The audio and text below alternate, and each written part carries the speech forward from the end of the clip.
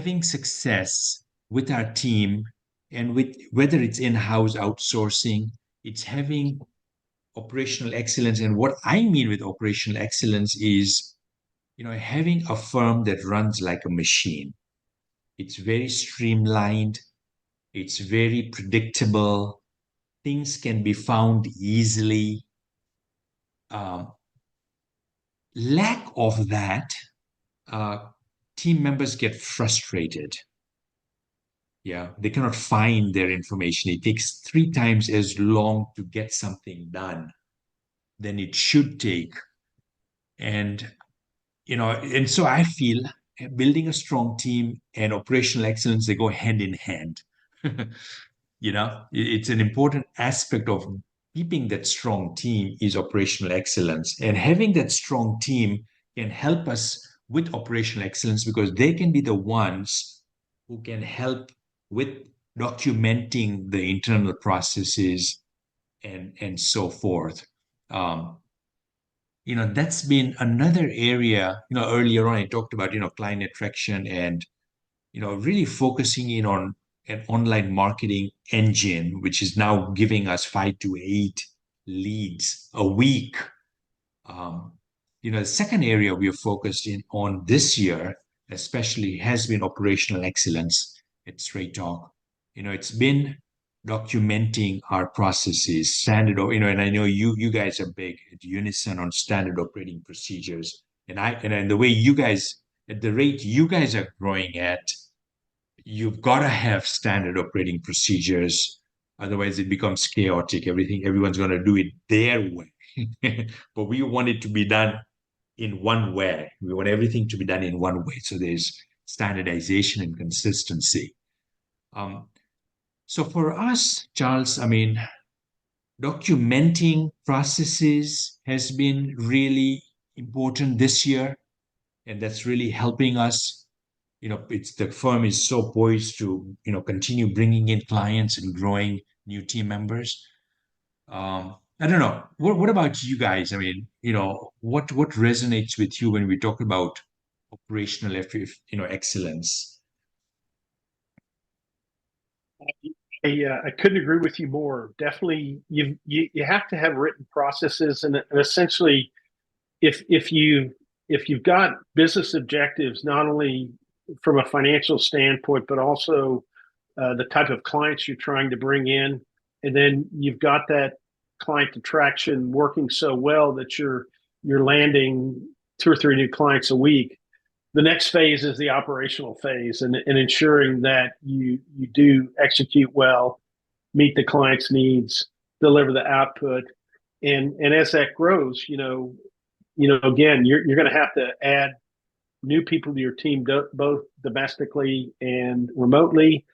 And some of your existing people are going to get promoted to lead the people coming up under them. You've got to have continuous, almost look at like using the football analogy. You've got to have a backup people on your bench because things happen, particularly young people get married, they want to have children, maternity leave, somebody gets ill, a family member, you always have to be ready to be able to replace someone or have somebody step in to cover while they're gone. And the only way really you can do that effectively is everyone knows exactly how things are done. So if you have written communication and processes that everybody follows and they're discussed and reviewed in those periodic meetings, I think that's really important. Another thing too, and it's harder to do, but to a certain extent, you as the owner, you set the guidelines of what you need. But during the periods of time that maybe there is downtime, you can have your team members participate in if you need to evolve your process or maybe bring in a new process because you're bringing in a new line of business that you're going to offer to your clients. Get your team to help do some of the groundwork and development and take some ownership. Obviously, they're going to present it to you. You're going to finalize it, but that's a good way to get buy-in. You don't do it during busy season, but those are some of the projects that really, we found if the team builds the process, guess what? They're probably going to stick to it better. So that doesn't work in every practice, but it's something, particularly as you start to get multiple members of your team. That's a key thing that we've found that's helped us a lot. The other thing that I think about driving operational efficiency is the technology. You know, one of the things we now have, and I think you can talk about this because it's pretty easy. We have people in a facility. All of our people are with other people. You have people remote all across the country, as well as dealing with the folks overseas. One of the great things about technology, it allows us to be virtual, but you know, I'm only looking at it from the outsource firm as a business, a successful business owner. What do you see is you know how technology can improve your workflow and your efficiency and productivity? Yeah, it's really having easy access to information, right? It's client information. Um, Having easy access to it and everything in one place, I think is instrumental. And and and and there are programs that enable us to do that. And so, you know, you can have, you know, information in your text program, whatever text software you're using, Drake or Pro Series or Pro System FX or whatever it may be, right? And then you've got QuickBooks, you've got client, you know, information that's dispersed. We can bring all that information, the key relevant information, in one place. That really makes it easy. We've implemented a program called TaxDome, TaxDome. It's been a year and a half or so that we've got it, and you know it took a while to get it working. You know the way we've now got it working, and that's been really helpful to have everything in one place. All the pipelines, kind of just see every client, every bookkeeping project, where it's at in its journey from start to end, personal tax returns, business tax returns, onboarding new clients, special projects. Everything has a journey. And anyone can come and say, all right, this is where this is at, or this is falling behind. And so the person that owns that the pipeline, that's you know watching it like a hawk on our team, they're like, okay, what's getting in the way? Well, what do we need to do to push this forward? And that's been really helpful. Is having a program like that. We use TextDome. That's the name I mentioned, but there are others, and it's not I'm not saying use one or the others. Just kind of do your research and see which one works for you as a practitioner. But that's been helpful, Charles, is having a program like that, having all the team members being able to look at this central hub. I think you really emphasize a great point, particularly when you bring on a new client.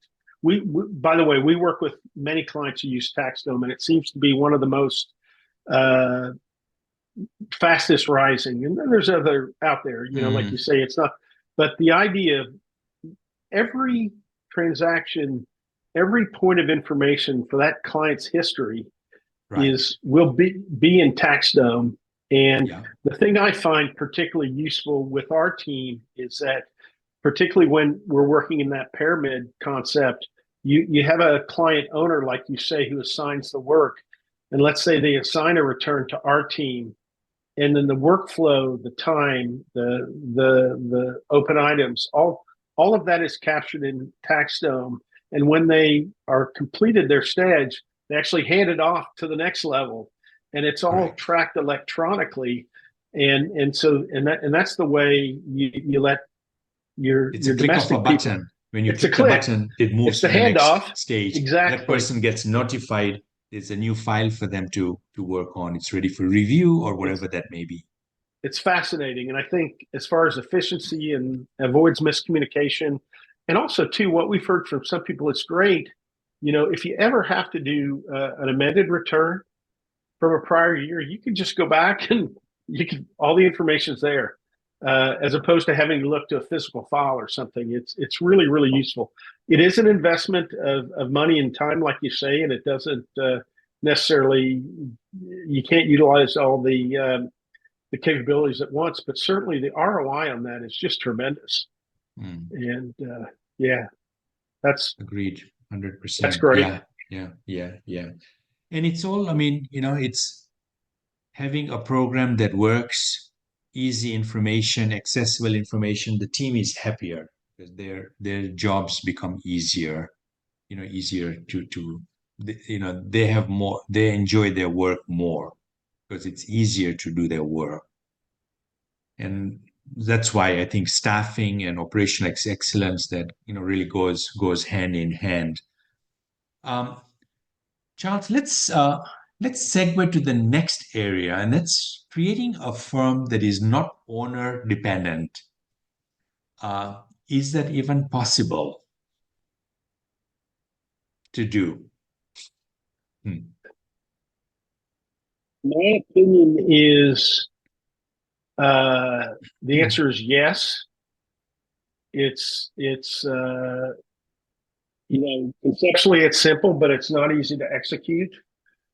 But I think you're an example of it. You're pretty darn close, as Hmm. far as how you operate. Hmm. I recall how many months were you traveling overseas last year and not Seven and a working? half months. Yeah, 7.5 months. So, yeah, it's definitely possible, and Hmm. and it's definitely achievable. Hmm. What do you think? What are the things that were the most important steps you took to start that journey? I know it's been an evolution. I mean, I've known you for coming on 7+ years, but I know you started the journey earlier, and I've seen you go through various stages and evolutions of your business. But the three before the pandemic, you would not have thought about taking 7 months off. I don't think. Hmm. Hmm. Um, Yeah, it's been, I mean, it has been a process, but early on it was a mindset shift, that I'm going to live on my terms. So it was that it's realizing that, this can be done, that I can work 1 day a week and still own a firm. But in order to do that, you've got to have the right team. And so you start building a team. Once you've got the mindset shift that this is where you want to go, then the next thing is, all right, what is the stuff that I'm doing that I shouldn't be doing? What's the stuff I can delegate out? And maybe it is some of the admin stuff that you get bogged down with as a practitioner, or maybe it is the preparation stuff, or maybe it's bookkeeping stuff. So, like, that's the easily identifiable stuff that you're like, okay, I don't need to be the one doing it, right?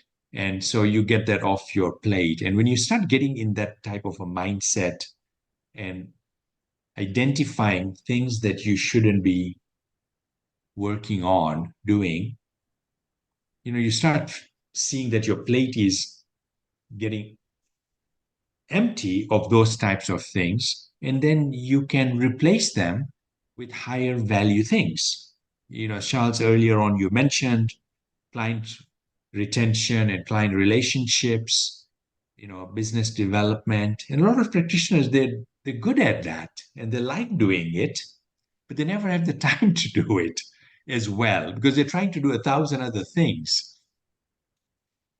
But if you can change that and you can get some of that other stuff out of the way and start focusing and moving in the direction of having these conversations with clients, helping them in their business, helping them grow, value added services, bringing in new clients, I feel like that's a good change in direction, and it makes the firm less owner dependent on a day-to-day basis. And then the firm will be at a place where you can we can bring in an associate CPA or something who can help you with some of the client relationship stuff or business development. But up until that point, I mean, you can still get some of the day-to-day stuff, invoicing, collections, like any of that stuff that's taking time. It's probably draining your energy as an entrepreneur that you shouldn't be doing. And I think it's possible. It's possible to do that. And Start channeling your energy into bringing in new high quality clients. You'll have the money. The money is there to then have that team to do that other work. That's been that's worked for me. My advice for others is those steps. Yeah, one of the things I've heard stories about some of our clients who eventually took the leap of faith. I'll call it a leap of faith, but I'd say the vast majority of those who actually do give themselves permission to take a risk, they actually succeed. But one of the things they've done is, as part of their exercise of having business objectives, defining who their ideal clients are, um, many CPA business owners don't actually segment their client base and actually kind of look at the relationships and determine, how you decide to segment. It's up to you, but it's not just based on who you're earning the most money from, but who are the easiest clients to deal with, and who do you gain the most enjoyment from working with, and try to find a schedule. And a lot of times you'll find that your largest revenue client may be the most difficult one that you have, and you certainly earn every dollar you get from them. And there are certain people in your client base that maybe, as your business has grown and evolved, the services you're offering them, they don't really need them. And what they do sometimes, if you actually, I don't like the word fire your clients, but basically let them go gently by explaining, either I have to charge a minimum price or our services don't fit you, and it kind of puts you a challenge to go out and replace that revenue. But the goal then is to replace the revenue with the more attractive clients that you're looking for. So it's almost like a forced, for lack of a better word, like a snake sheds its skin. You've got to Yeah, be willing to let something go and have right. faith that what comes back will be greater than what you let go. And Mm, that could be a useful tool to mm, say, I'm gonna trim 10% of my client base or 20% of your mm, client base, mm, and then force mm, yourself to mm, move forward differently. mm. And from what I mean, what you're saying is things cannot be done in a vacuum. It's like we just, we don't want to just fire clients and it's like, all right, we don't have we haven't thought it through of how are we going to bring in more clients? How are we going to show up in a more valuable way? How can we notch up our services? Like, I think it all has to be done in tandem, like these five areas that we're talking about here, right? Like, if the attention is made on these five areas and doing incremental improvements in each of these areas, then I think collectively by the end of next year, 2024, I mean, I think the practitioner is going to see that they've really, they've taken their firm to the next level. So we're just Yeah. not thinking about operational excellence and we're forgetting about the team and we're forgetting about new client attraction. So kind of doing all that. And it's a challenge when you're trying to do so many things. And and because it's a challenge, it's important to get some of the low-hanging fruit out of our plate because there's important stuff that you, the practitioner, should be paying attention on, which is new client growth, which is operational excellence, which is right building the right team. It's creating a firm that's not owner dependent, fee structure and all that. Like that's where the owner's got to be, focused in on, not preparing the tax return, not getting bogged down in bookkeeping. Not even a minute should go there. And I'm just exaggerating. You can spend a minute, but just like the most of your week or day cannot go into that kind of stuff. Yeah, I Yeah. think you hit one right to the head. There's only 24 hours in a day, 7 days a week. I know as I grow older, my my my productivity, the amount of productivity time I have every day changes. Um, I I can work a 12-hour day, but I tell you, in the 10th, 11th, 12th hours, I'm not very productive, and I don't really enjoy it. And I Yeah. find if I am organized and structured, and I counter, I think you hit the nail on the head too. Is you got to focus certain times for doing the critical tasks that earn you money, other times where you're working on your business, strategizing, planning, refining your processes. There is going to be a time where someone in your business is going to have to pay bills and do those things, and that may not be you.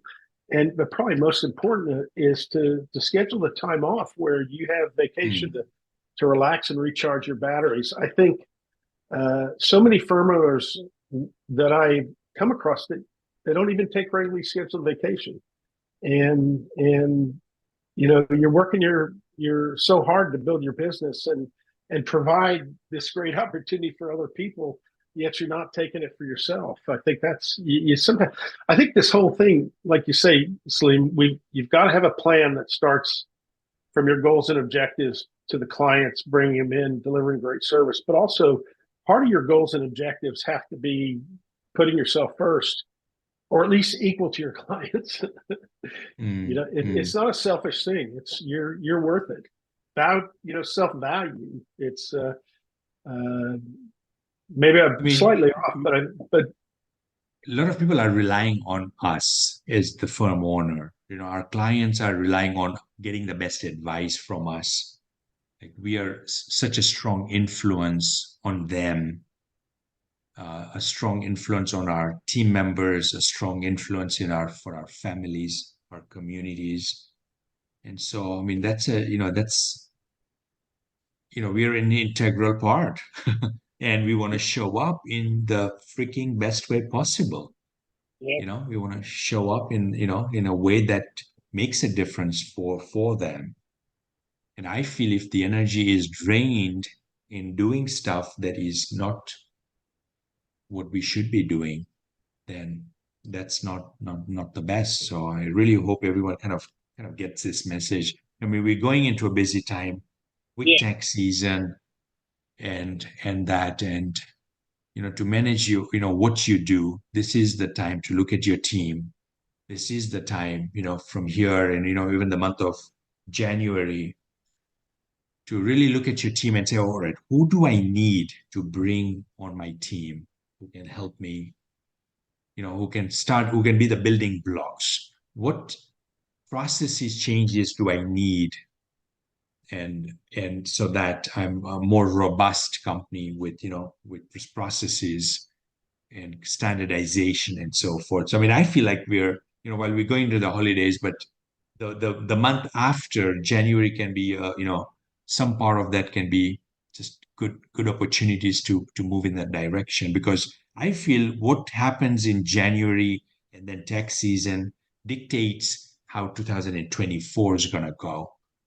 And those that are here on this training, on this webinar, on this Q&A mastermind, you guys are like already starting to think about 2024. And I'm happy that you are, because you want to be ahead of the game. You don't want to be thinking about 2024 after New Year's and you're coming back and it's like, all right, what do I want to do this year, right? You're starting to think about it, and this is a good opportunity to do that. Charles, last topic before we finish off in about 5 minutes or so is fee structure. Let's have a conversation about fees, because it has a direct impact on the top line and the bottom line of a firm, the fees we charge. Yeah, you just led into, with the focus on January and setting the stage for a great year. There's something in the investment markets called the January effect, that if the stock market does well in January, most likely you're going to have a positive year, the upcoming year, all other things being equal. And I think the same thing with your business. One of the challenges we find sometimes with accounting professionals is they're worried about the cost they have to pay to build a team, whether it's hiring somebody domestically or remotely. And the thing they don't focus on, am I properly valuing the work I do? Am I charging myself? Am I charging the clients the proper price that is required for the value I'm providing? Because at the end of the day, when you're pricing, you set your new pricing structure for your clients, you can build in the fact that I I have my overheads, I have my direct labor costs, I have my outsourced labor costs, and I've got my required fee and profit built in. And you'd be surprised. This is a great time to have a conversation. Everybody's aware of inflation, and the costs, and the accounting industry is no different. And the reality is, your great clients are going to stay with you, and they're going to understand. And some of the clients you may lose will be ones you want to get rid of anyway. But the thing is, I think so many of us don't properly value our worth and are afraid to have the discussion to ask, to be paid fairly. You see the auto workers as an example. I'll use that. How would you feel if you were able to go out and raise your prices by 30% or 50%? Would that help you make 2024 a more successful year from a top line, bottom line revenue standpoint? There's a lot of precedents out there. This is the year to reset to what you're worth. If you haven't already done it, there's no better time to do it than now. And I think it's really, really important. If you cannot, in my opinion, you cannot encapsulate. If you've been working 20, 30, 40 years in this business, you have so much knowledge and value stored in your head, and when you deliver that to clients, you can't necessarily quantify that based on, I spent half an hour talking to you, so I can only charge you $200 if you have a $400 an hour rate. If you say spend a half an hour talking to somebody and you save them $10,000, what's that half hour of your time worth? In certain cases, you might spend an hour talking to someone and save them $100,000. Maybe a switch from their entity structure, or taking advantage of a tax strategy they weren't aware of. I mean, is that only worth $400, $500, $1,000? I don't know whether you guys have your hourly rate computed, but I think so long we've been giving away things for free, and I think this is the year. 2024 is the year to stop that. I mean, for me, there are two things. One is beauty is in the eye of the beholder, and value is in the eye of the beholder. It's really finding out what is valuable for that client. And once we know what is valuable for that client or prospect, we can then create a value proposition that is aligned to this person getting what they want, value. So it's identifying what is value for them. And it's going to tweak, it's going to require us to change our languaging a little bit, but it is surrounding being financially more independent, more prosperous, right? Financial maximization, tax minimization. It's going to surround that. And we want to just customize our messaging so it speaks to them. So we got to find out what is valuable to them. And we'll never lose a client if we provide value that what this person wants. We're never going to lose our clients. Yeah. I don't even think about cost or price and all that. I just want to be more valuable. I just want to understand what is value to you. Once I understand that, I'm just going to create a package, a tangible. I'm going to make it tangible. That's the second thing I want to share.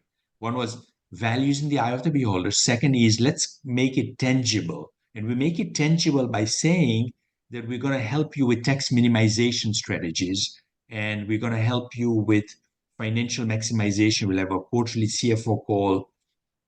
We're going to review your financials from a profit standpoint, revenue standpoint, from a cost standpoint. Now we're making it tangible.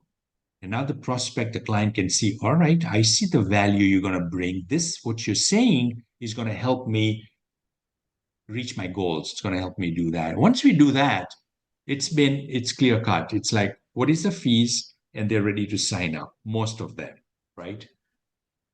And I think that should be, the approach for 2024 for folks. Asking the right questions, lead with value. Ask them the right questions, uncover what is important for them, and then create a package, a service package that helps the client reach and achieve what they want. And Charles, I mean, a business that's doing 500,000, three-quarters of a million in revenues, $10,000 for them is not much. We just signed up a client that starts January 1st, $1.3 million animal hospital. Their fees are $10,300 a year, plus tax returns. So maybe 12,000, 13,000, or somewhere there. But it was all about value. It's about a service package that helps them reach that value. And then that's kind of the client that you have. So, and when we have that type of fee structure in place and some of the stuff we've talked about, staffing, operational excellence, I mean, this is now creating a firm that becomes scalable, that's growing, growing with time. I'm looking at the clock. We're past our the time, so let's wrap up here, Charles. I don't know about you, but man, I had a lot of fun. This was good. Yeah, no, it's really great to see you, Salim, and I'm glad we were able to share some insights, and hopefully we answered some of the questions and thoughts of what some of the attendees are pondering as we head to the new year. And I just want to say best wishes for a healthy and prosperous year in 2024 to you all, and I hope you have a great remainder of the year. Yeah, definitely. Yeah. And folks, you want to have a conversation with Charles?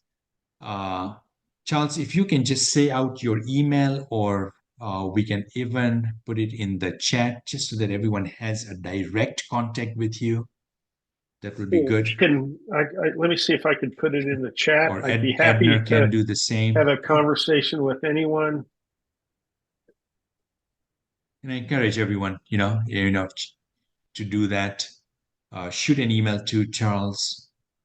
Schedule some time if it makes a part of your team building, outsourcing. If there's a place for it, he'll let you know either way.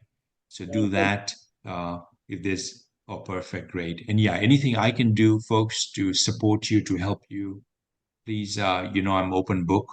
Feel free to, just email me, send me an email, send my teammate Edner, he's facilitating this call, send him an email, schedule some time with me. And with that said, Charles, I really appreciate everything you shared today. And really just, what you do, your company does for Straight Talk, my firm. I appreciate that very much. And thanks all for joining us. Hope you guys have a blessed holiday season. And we'll talk to you soon. Take care, everyone. Bye-bye. Bye-bye.